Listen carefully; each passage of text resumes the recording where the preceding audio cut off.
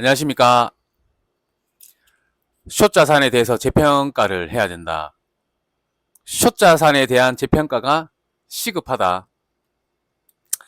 숏자산이 중장기로 모아가야 될 영역에 왔다. 나락증권 대표 박영준입니다.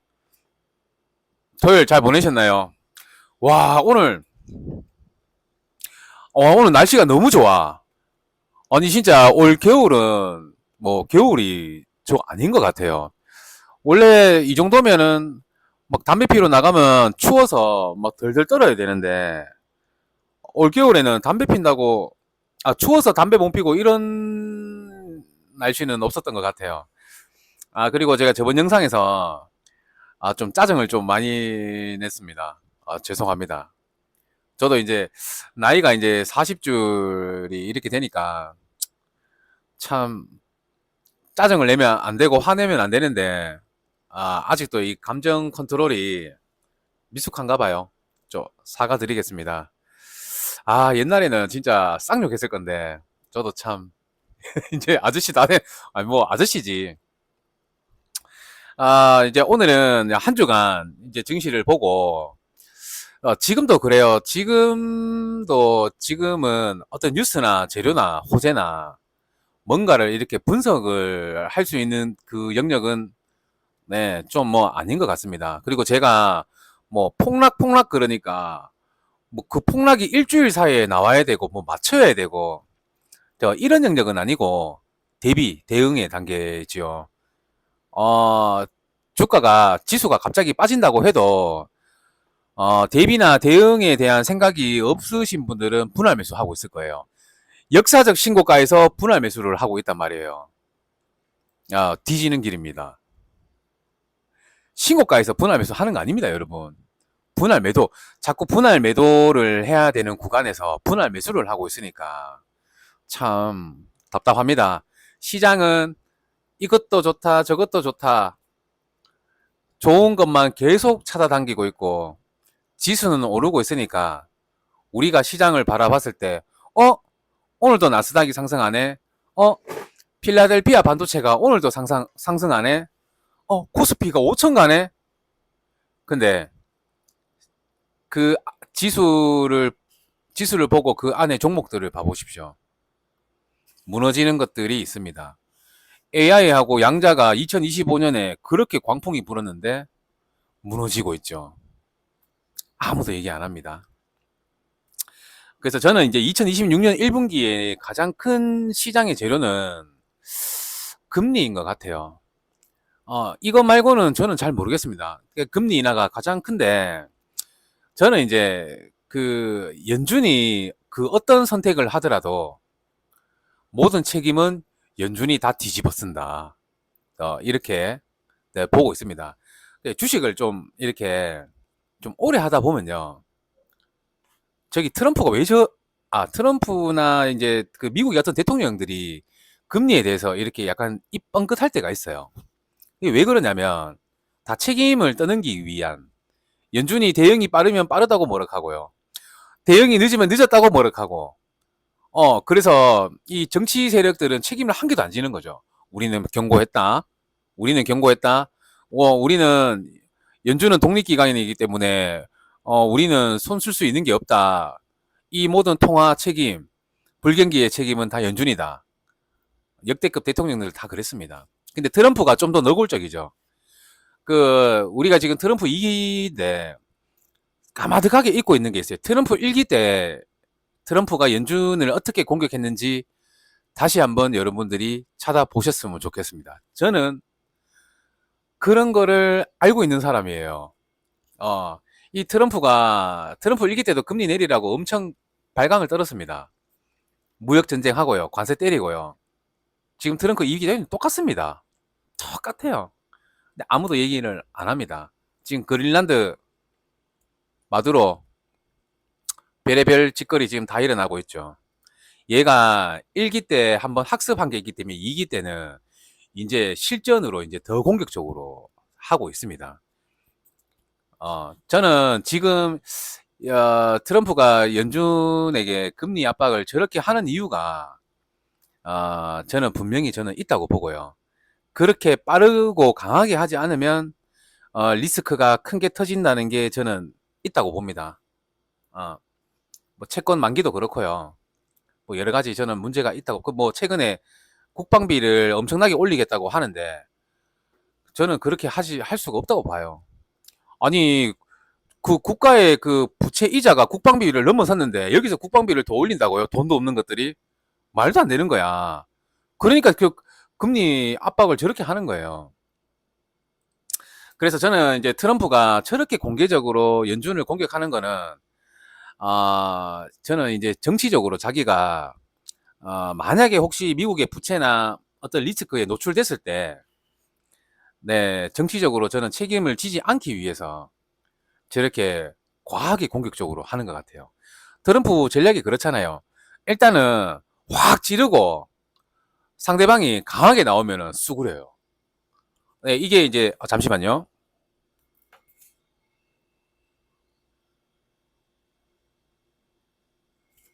눈에 뭐 들어갔네. 이게 이제 트럼프 전략입니다. 협상의 기술. 이거는 이제 트럼프 책에서도 나옵니다. 일단 상대방한테 윽박 지르고요. 겁을 주고 나서 자기 원하는 걸 다 뜯어내고 달랩니다. 근데 자기가 이렇게 윽박 질렀는데 상대방이 기가 죽지 않고 더 나대면요. 수굴입니다. 이게 이제 트럼프 전략이에요. 이게 책에서도 나와요. 뭐 저도 뭐 정확하게 알지는 못하는데. 그래서 지금 연준이 할 수 있는 그 카드가 지금 저는 금리 인하 카드밖에 없어요. 근데 그 금리 인하 카드에도 뭐 속도 조절이 뭐 몇 가지가 있겠죠. 뭐 빠르고 강하게 내린다. 아니면 트럼프가 하도 저러니까 조금 내린다. 아니면 난 내리지 않겠다. 고금리로 계속 가겠다. 뭐 이런 경우입니다. 근데 여러분 과거에 우리 금리 인하, 금리 상승 기조를 보면요. 이 고금리가 그렇게 길게 이렇게 간 적이 없어요. 지금처럼 고금리가 몇 년씩 이렇게 간 적이 없습니다. 저도 사실상 어떻게 생각했냐면 저는 2024년부터 금리를 좀 빠르게 내릴 줄 알았는데 안 내렸고요. 2025년에 저도 이제 대출이 있으니까 저 변동금리 저 이자 겁나 진짜 저 지금 고금리 기간 동안 이자를 진짜 몇 천만 원 쓴지 모르겠습니다. 솔직히 조금 뭐 그래. 그래서 2025년에도 저는 어떻게 생각했냐면 금리를 굉장히 빠르게 내릴 줄 알았어요. 정말 빠르게. 근데 2025년에도 저렇게 고금리 저렇게 할 줄은 몰랐어요. 그래서 지금까지 고금리 5.5% 미국이 이제 기준금리 5.5%에서 지금까지 금리를 이제 올해 내리면 네 번째 내리는 건데 전 이렇게 찔끔찔끔 내릴 줄은 몰랐어. 그래서 지금 연준의 시나리오를 보면 금리를 일단은 올 초부터 빨리 내리겠다. 그리고 크게 0.5pp 안 돼. 0.75pp. 0.75%, 75%씩 막 한 달에 막 쭉쭉 내리는 거지. 저금리 2점 초반대까지 아니면 1점 후반대까지. 근데 이렇게 내리면 또 안 되는 게 있죠, 연준이. 물가 겁나 오를 텐데. 그리고 이게 또 주식 시장에 또 불을 지피는 건 아닌가. 지금도 주식이 높은데 여기서 또 꼭대기 버블을 만드는 거죠. 그리고 이제 어떻게 됩니까? 달러 가치가 이제 개착살이 나는 겁니다. 그리고 장기 금리는 확 뛰어버리겠죠.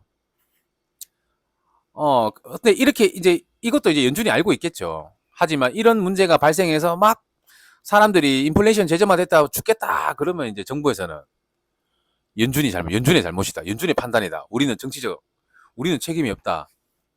또 이렇게 나가겠죠. 그거 다 알고 있을 거예요. 그리고 이제 금리를 천천히 내리고 찌끔찌끔 내리면요. 시장에는 효과가 없습니다. 고금리 때문에 지금 신용에 문제가 생기고 부채에 문제가 생기는 거에 대해서 아무런 효과가 없어요. 네, 그리고 시장은 더 불안하고요. 위기는 증폭되겠죠. 그러면 또 트럼프가 나오겠죠. 봐, 너무 늦게 내렸잖아. 봐, 내가 경고했는데 왜 조금 내려? 많이 내렸어야지. 그래서 빠져나갈 구멍이 트럼프 정부는 너무 많은 거예요. 근데 이제 세 번째, 금리 동결. 인플레이션 때문에 금리 못 내리겠다. 그러면 이제 금융에 어떤 사고가 생길 수도 있고 리스크가 계속 커지겠죠. 지금도 그 이자 비용 때문에 여러 가지 뭐 뉴스들이 계속 나오고 있습니다, 여러분. 그리고 지금 최근에 이제 작년에 중고차 대출 터지니 많이, 그리고 은행 몇 군데 문 닫았다. 뭐 이런 뉴스가 봤을 때, 그때 지수가 조금 발작을 한번 했어요. 했다가 지금 다시 올라가는 거예요. 만약에 금리 동결을 하면, 그때 문제가 지금 다시 재점화되고, 그런 리스크가 이제 뉴스에 조금씩 나오기 시작을 하는데, 뭐, 그렇게 많이는 안 나올 것 같아. 왜냐면 자기 나라의 어떤 리스크를 뉴스로 내보내기 싫거든. 국채 팔아야 되니까. 만약에 또 금리 동결하면, 만약에 뭐 어떤 문제가 터지면은, 연준이 경제를 망쳤다. 우리 정부에 하는 이야기를 연준이 하나도 반영을 안 했다. 무능하다. 그리고 이제 다 잘라버리겠죠. 독립성을 이제 훼손하면서 빨리 내리겠죠. 그때는 막 금리 막 1%씩 막 벅벅벅 내릴 거야. 그러면 이제 유동성이 풀리면서 어, 주가가 더 올라갈 줄 알죠? 안 가? 폭락합니다. 여러분, 금리 내리면서 주가가 빠질 때 주가가 어떤 식으로 빠지는 줄 아십니까? 그냥 쭉쭉 내립니다. 그냥 우리 착각을 하죠. 음. 그래서 지금 저는 그렇게 생각을 해요. 연준이 어떤 선택을 해도 요거도 먹을 것 같아요. 그리고 연준이 어떤 선택을 해도 이 정부는 빠져날 구멍을 다 만들어 놨습니다. 금리 내려라, 빨리 내려라, 작게 내려라, 크게 내려라, 어떻게 했기 때문에 연준이 어떤 선택을 해도 금리를 조금 내리면 조금 내린다고 트럼프 정부에서는 연준을 공격할 거고, 금리를 많이 내리면 많이 내린다고 연준을 공격할 거고, 늦었다고. 동결하면 동결했다고 왜 내가 빨리 내리라고 했는데 안 내리냐. 이렇게 할 것 같아요. 그래서 저는 결국에는 연준이 어떻게 해도 요거도 처먹고, 그리고 지금 부채나, 달러나, 그 다음에 국채, 그 다음에 금은 상승, 네, 그 다음에 인플레이션을 봤을 때 연준은, 어떻게 해도 요걸 얻어먹는다. 그러면, 일단은, 시장을 살리고 시스템을 살리는 게 먼저다. 그래서 저는 금리를 조금 빠르고, 강하고, 강하게 이렇게 내릴 것 같아요.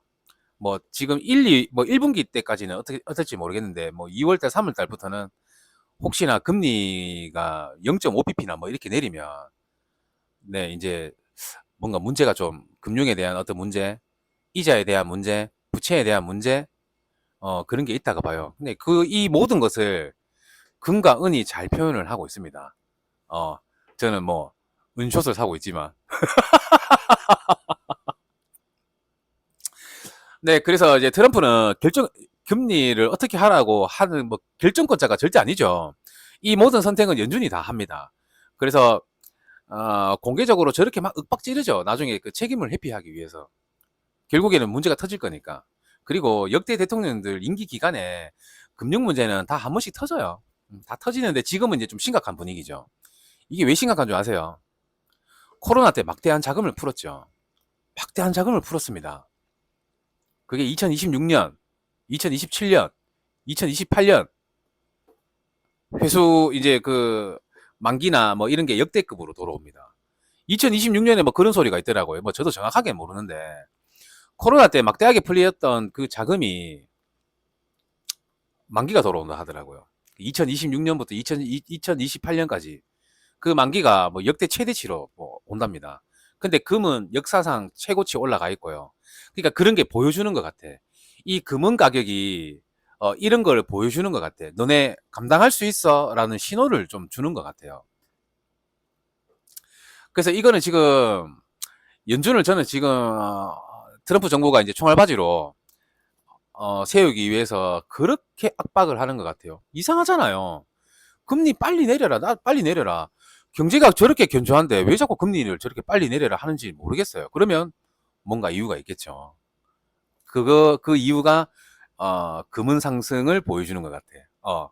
이 금은 가격이 사상 최대치로 급등을 하고 있고 사상 최대치로 강하게 급등하고 있는 거는 너네 감당돼?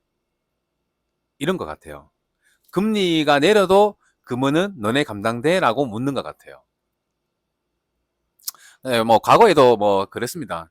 트럼프 1기 때도 연준 미쳤다 그랬고요. 뭐 그렇습니다. 그래 아, 지금 참 다들 이렇게 좋다고 얘기를 하고 있고 좋은 뉴스만 얘기를 하고 있고, 개미들은 지금 열광을 하고 있는데, 이쯤에서는 좋습니다. 이쯤에서는 한번 브레이크가, 우리 개미들도 한번 브레이크에 대해서 한번 좀 생각을 해보셨으면 좋겠어요. 뭐 언제까지 고점에서 당하실 겁니까? 그리고 내가 팔았을 때 지수가 조금 뭐 한 몇 개월 좀 더 가고 종목이 좀 더 가고, 그거는 여러분들 뭐 어쩔 수가 없어요. 우리가 고점이 언제인지 모르잖아. 네. 분할 매도로 지금은 대응을 해야 되고, 설사 조금 물렸더라도 비중을 조금씩 분할 매도로 조금씩 덜어내는 거를 해야 되는데, 우리가 손절이 안 돼. 팔면은 급등하는 거를 우리가 너무 많이 봤어. 손절이 안 돼. 하지만 기다리면 기회가 있습니다. 그리고 지금 이 트럼프 정부나 역대 정부에서 지금 이렇게 노골적으로 이제 트럼프 정부가 연준을 이렇게 압박을 하는데요. 과거와는 좀 다릅니다. 부채 규모가 지금 사실상 뭐 심각하다는 거는 여러분들 다 알고 있잖아요. 물론 뭐 코로나 때 급격하게 증가를 했고, 그러니까 지금 코로나가 있기 때문에 급격하게 증가를 했어요. 부채 급격하게 증리했고, 그 다음에 고금리가 과거에는 이렇게 긴 적이 없었어요. 너무 고금리를 너무 이렇게 장기적으로 유지를 했어. 너무 스트레스 받아. 저도 스트레스 받고 전 세계가 지금 스트레스 받아요. 특히 미국은 뭐 금융 불안에 대해서 지금 몇 가지 나오잖아요. 그래서 지금 이제는 저는 이제 책임 떠넘기기, 이제 폭탄 돌리기에 이제 말기에 왔는데, 그 폭탄 돌리기의 마지막은 연준이 다, 네, 욕을 개같이 얻어먹을 것 같아요.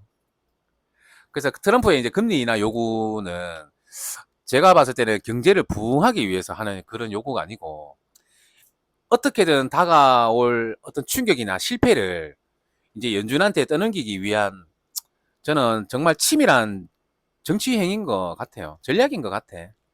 그래서 연준이 옳은 선택을 해도 욕처먹고, 틀린 선택을 해도 욕처먹고, 그러니까 시장이 불안하니까 금은 가격은 사상 최대치 가 있고, 어, 사상 최대치로 과열돼가 있죠. 네, 일단은 뭐 저는 일단은 그렇게 생각합니다. 그리고 오늘 네, 그래도 한 분이 이렇게 댓글을 좀 주셨는데, 그분의 댓글을 좀 읽어보니까 그분이 지금 어떤 심정인지 저는 알겠더라고요. 지수가 너무 좋고 한데, 본인의 종목은 좀 안 간다. 그래서 좀 계속 기다리시는 것 같아요. 터질 때까지. 근데 그분의 그 종목이 저는 뭔지도 몰라요. 하지만 그분이 이제 좋다고 하는 그 주식 레벨이 혹시 좀 위에서 샀을지 않을까? 조금 그런 생각이 조금 들더라. 그게 불안하니까 그런 거예요. 불안하니까.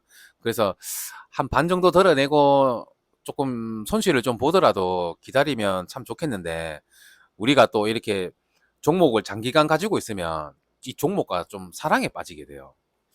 정이 든다. 종목과 정이 들면 안 돼. 그래서 좀 불안하신 것 같더라고요. 그래서 뭐 결국에 뭐 선택은, 이제 본인이 정말 뭐 하셔야죠. 뭐 어떡하겠습니까? 뭐 저도 뭐 개별 종목은 참 그래요. 지수가 좋을 때는 개별 종목도 좀 이제 버프를 받죠. 근데 지수가 하락장에 이렇게 접어 들어가잖아요. 그 종목이 금태를 둘러도 빠집니다. 시장 앞에서는 개별 종목은 그냥 먼지예요. 그냥 쓸려 나가는 겁니다, 여러분. 아무 의미가 없어요. 쓸려 나가고 나면요, 지수보다 강한 섹터가 그때 보이는 거예요. 내 종목이 혹시 지수보다 강하지 않을까, 그런 착각하지 마세요, 여러분. 그거는 시장이 무너져야 나오는데, 내 계좌가 이미 무너지고 나오면 뭐합니까? 어떻게 할 수가 없는데. 이제 좀 마무리를 하겠습니다. 상승장에도 1년에 주식을 살 기회가 3번이 옵니다. 하락장에서도요, 주식을 살 기회가 3번 정도 옵니다.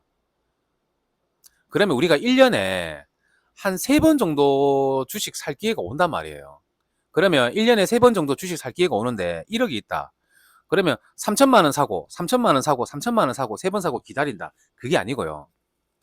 3번 정도의 분할 매수할 기회가 온단 말이에요. 시장이 좀 빠졌다. 그러면 한두 달 정도 분할 매수하고, 또 빠진다. 또 한두 달 정도 매수하고, 또 빠진다. 한두 달 정도 매수하고, 그러면 1년에 6개월 정도 분할 매수할 기회가 온단 말이에요. 그러면 나머지 6개월은 뭐 하냐? 그냥 내가 사놓은 거, 이제 기다리는 거예요. 기다립니다. 올라가는 것들, 안 올라가는 것들 기다립니다. 네, 그래서 익절할 거 익절하고, 뭐 손절할 거 손절하고, 그래서 이제 1년 평균을 내면은 뭐 한 10에서 한 15% 먹는다. 이제 이렇게 가져가시는 거예요. 근데 우리는 내가 어떤 종목을 뭐 분할 매수도 하지도 않고요. 뭉덩거리를 펑 사놓고 뭐 3배, 4배, 5배 갈 때까지 기다리니까 항상 개미들 계좌가 착살이 나는 겁니다. 주식은 여러분, 저는 그렇게 생각을 해요. 몇 배 먹으려고, 5배, 6배, 3배 먹으려고 하는 게 아닙니다. 그냥 1년에 꾸준하게, 다치지 않고 꾸준하게 하는 게 좋습니다. 5%도 괜찮고요. 10%도 괜찮고요. 그렇게 하시면 돼요. 그리고 종목을 많이 할 필요도 없어요, 여러분. 그냥 몇 개만 하면 돼. 그리고 저는 개인적으로 ETF 투자가 제일 좋은 것 같아요. 제 기준에서는. 제 기준에서는. 코덱스 레버리지, 그 다음에 코스닥 레버리지, 그 두 개만 해도 충분해요, 여러분. 그것만 해도 1년에 10% 수익을 줍니다. 그리고 정 ETF를 할 때, ETF를 만약에 제가 반도체 주식을 사고 싶어요. 그러면 반도체 레버리지를 사고, 반도체 레버리지의 구성 종목들이 있습니다. 거기에서 좋은 거 한 몇 개 사고, 네, 이렇게 하시면 좋아요. ETF 안에 속해져 있는 종목들 하는 게 여러분들 좋습니다. 그리고 저 같은 경우에는 좋은 주식, 좋은 섹터가 처박을 때만 삽니다. 그러면 1년에 아까 말씀드린 대로 3번 정도 살 기회가 있다. 그렇게 이제 생각을 하시면 될 것 같아요. 아, 근데 이거 설명하려고 하니까 엄청 어렵네. 1년에 3번을 산다. 그러면 지수가 처박을 때 1년에 3번 지수가 처박는데, 딱 그 처박는 시점부터 한두 달 분할 매수, 한두 달 분할 매수, 한두 달 분할, 6개월 사네. 그렇게 사면 되네. 지수가 처박았다. 자, 2달 분할 매수. 지수가 처박았다. 2달 분할 매수. 이렇게 3번. 그래서 이런 매매를 저랑 함께 하고 싶으신 분들은, 네, 자주 놀러 오시고 댓글 달아주세요. 지수 때문에 불안해서 그러실 필요 없습니다. 만약에 저랑 함께 하셨죠. 저희는 분할 매수 끝났습니다. 지금 현금 100%예요. 그러면 또 처박을 때 다른 사람들 막 겁나서 어떡해요 할 때 우리는 막 물반 고기 반인 거지. 로봇주들 지금 왜 사? 처박으면 사야지. 반도체 지금 왜 사? 처박으면 사야지. 뭐 그렇습니다. 하여튼 저는 이제 숏 자산에 대해서 재평가가 시급하다. 하지만 어느 순간에 바뀝니다. 롱 자산의 재평가가 시급하다. 저는 이렇게 갈 거고요. 2026년에 제가 만약에 롱 자산이 시급하다라고 할 때 저는 2025년, 2024년에 안 갔던 섹터들을 살 겁니다. 게임주 있죠. 문화 있죠. 그 다음 2차전지 있죠. 그리고 이제 ETF를 사야 되는데 게임 ETF, 문화 ETF, 그 다음에 2차전지 레버리지 ETF 있습니다. 이거 지금 정말 저평가돼 있어요. 차트가 지금 일단 돈이 한번 들어왔다가 빠지고 있어요. 그러니까 지금은 지금 살 시기 아니야. 그리고 저는 저도 이제 지수 투자를 하기 때문에 2026년 이제 하반기에 제가 지수를 산다. 그러면 저는 무조건 코스닥입니다. 코스닥 150 레버리지 그거 살 겁니다. 뭐 코스피도 뭐 코덱스 레버리지도 뭐 조금은 사겠지만은 2026년, 2027년에는 저는 코스닥의 중심이 뭡니까? 2차 전지겠죠. 네, 저는 지금도 그래요. 시장이 이제 제가 생각하는 큰 충격, 지수들이 30% 이상씩 급락이 나온다. 저는 첫 순위로 일단 코스닥 레버리지를 사고요. 그 다음에 이제 미국의 ETF 중에 나스닥 바이오, S&P 바이오 뭐 이렇게 뭐 바이오들이 있어요. 그 이제 ETF입니다. ETF 그 바이오 ETF 3배짜리 그거를 이제 저는 이제 적극적으로 이제 모아갈 겁니다. 근데 지금 생각하니까 너무 설레인다. 하여튼 지금은 분석, 해석 나오는 뉴스들 분석하지 말고 하지 마세요. 지금은 관망의 단계입니다. 영상이 오늘 너무 길었습니다. 숏 자산에 대해서 재평가를 해야 된다. 숏 자산을 중장기로 모아가야 될 영역이 왔다. 지금 그 개미들 고퍼스 샀다고 뭐 뉴스들 뭐 개미들 망한다는 소리 많이 나오죠. 시간 조금 더 지나 보세요. 과거에도 고퍼스들이 득세하는 구간이 있었어요. 근데 너무 빨리 샀어. 너무 빨리 샀고 분할 매수를 만약에 3천 코스피가 한 3,300부터 인버스를 모아가도 되는데 그래 모아가야 될 구간인데 너무 비중을 너무 뚱뚱하게 해버렸어. 음. 그래서 고퍼스들 지금 막 욕하죠. 망한다고 지금 고퍼스들이 어떻게 망했냐 하면서 막 유튜브들 막 찍더라고요. 시간 조금만 지나보세요. 그 고퍼스들이 어떻게 되는가. 롱과 숏은요. 그냥 여러분 낮과 밤이라 보시면 됩니다. 밤이 막 동트기 전에 해가 뭐고 그 뭐라 갑자기 생각이 안 난다. 밤이 있으면 낮이 있고요. 낮이 있으면 밤이 있고 여름에는 밤이 짧잖아요. 겨울에는 밤이 길어요.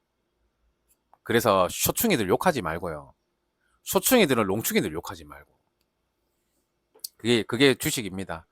하여튼 저는 주식을 상당히 재밌게 하는 어떤 영역에 있는 사람이에요. 그리고 제가 주식을 할 때 제 자금을 1년, 2년 사이에 10배, 100배 불리고 싶다. 이런 스타일 아닙니다. 꾸준하게 하는 스타일이고요. 절대 다치지 않는다. 벌지 못한다면 나는 다치지 않겠다. 이 마인드로 갑니다. 그리고 저 배당주도 많이 하고요. 커버드콜도 많이 하고요. 그렇습니다. 그래서 혹시나 저랑 조금 전마 뭐지? 라고 하시는 분들은 제 영상을 좀 꾸준하게 한번 보십시오. 제가 롱자산에 대해서 재평가를 해야 된다. 그 시점이 왔을 때 제가 한번 작사를 한번 남들 다 지금 남들은 주식 다 좋다고 하는데 저 혼자 작살 난다고 하고 있죠. 나중에 의외되는지 아십니까? 남들은 주식 사지 마라 작살 난다고 할 때 저 뭐라고 하는 줄 아세요? 와 사야 됩니다. 바이오 사야 됩니다. 게임 ETF 사야 됩니다. 문화 관련주 사야 됩니다. 바이오 사야 됩니다. 식품주 사야 됩니다. 저 혼자 극하고 있을 거예요. 하여튼 숏자산이 지금 중장기로 모아가야 될 영역이 왔다. 반도체 숏을 사고 있고 금 숏을 사고 있는 나락증권 대표 박영준이었습니다. 안녕.